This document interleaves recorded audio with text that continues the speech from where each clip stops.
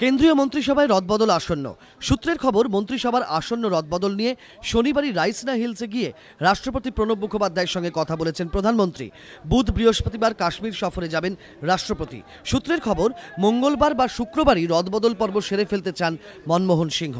এবারের মন্ত্রিসভায় বেশ কিছু নতুন মুখ আসতে পারে।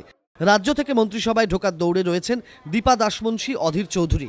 বেশ কয়েকজনকে দলীয় সংগঠন থেকে সরকারে নিয়ে আসতে পারেন মনমোহন।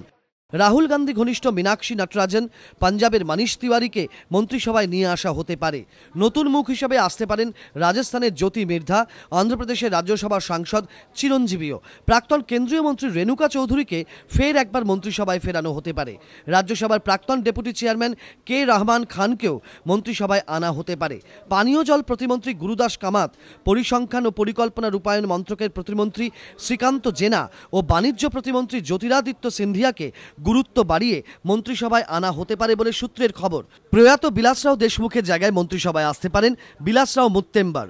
স্বরাষ্ট্র, অর্থ, বিদেশ ও প্রতিরক্ষা মন্ত্রকে পরিবর্তনের কোনো সম্ভাবনা নেই বলেই মনে করা হচ্ছে। কোপ পড়তে পারে পর্যটন মন্ত্রী সুবোধকান্ত সাহায়ের ওপর।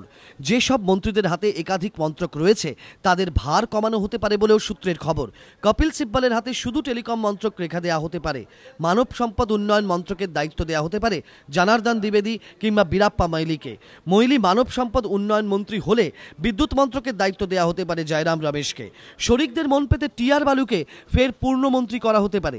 ডিএমকেরই একে বিজয়ন ও ইলান গোবনকে প্রতিমন্ত্রীর দায়িত্ব দেওয়া হতে পারে। এনসিপি নেতা তারিক আনোয়ারকে মন্ত্রিসভায় আনা হতে পারে।